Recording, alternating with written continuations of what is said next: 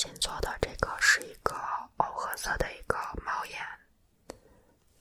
它颜色还是比较浅，然后我是扫了一个宽猫眼，最近就非常爱这种猫眼的指甲，然后我女儿就是一定要求我做一个爱心在指甲上面，所以我这边无名指上画了一个小小的一个爱心。其实我一开始是用一个最近网上不是有特别流行的一个教程，就是用一个曲别针把它扭成爱心的形状，然后吸成一个爱心的形状出来嘛。那个我也试了，但是就是有一点失败，那个爱心的形状很丑，所以我最后还是手画了一个。然后它是这个牌子的颜色是 G315。咱们先从这个大的开启吧，这个大的是我这次买的最贵的一个，然后我觉得可能也是最容易翻车的一个，来打开看一下。它是一条橘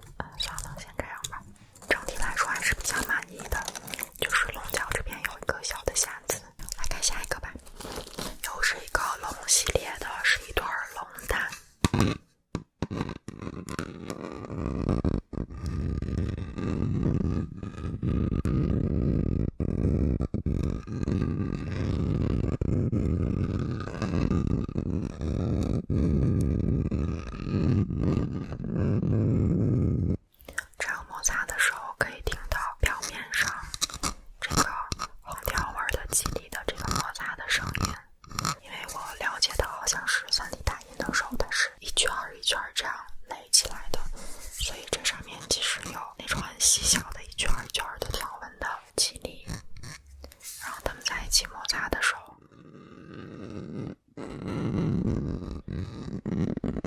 听起来就会像是那种震动的声音吧。然后这个龙蛋是因为，就是我是想买个蛋，然后可以把它放进去。因为我一开始买这条龙的时候还没有买龙蛋，然后现在有了，就买一个给它装起来。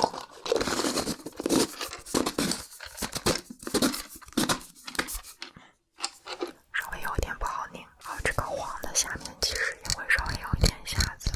是不是3D 打印的东西有瑕疵的概率还挺大的？而且我觉得你要是买这个，可能就不要对它的预期太高吧，因为它本身就是一个看起来不是说特别精致的一个东西吧，毕竟它是有点像那种一点点站起来的感觉，所以就是远看看起来还好，但是你要是近看它，其实里面的瑕疵还是挺多的。但是就是说当道具用，我觉得是完全够的。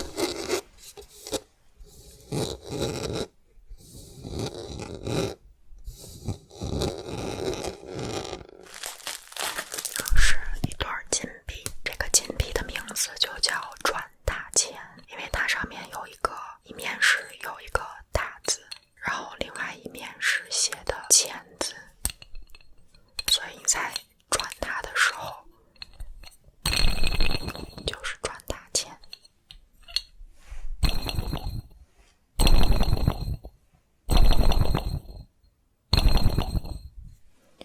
我感觉这个看起来不像是3D 打印的玩具，感觉就是一个正常的塑料玩具。这个是应该是类似之前陀螺的那种玩具，但是因为就是它这个很便宜，所以它的材质也是那种比较便宜的塑料。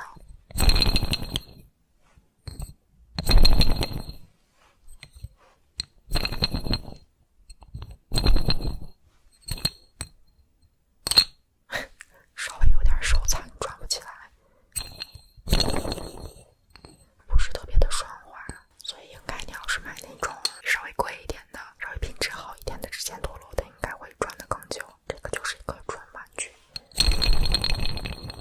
有没有发现我目前的玩具都非常的有纯洁的感觉，都非常的吉利？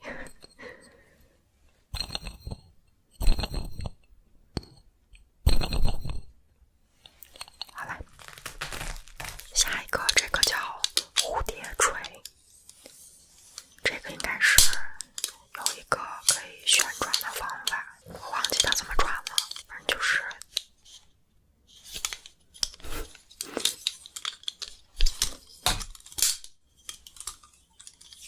类似这个样子，再试一下。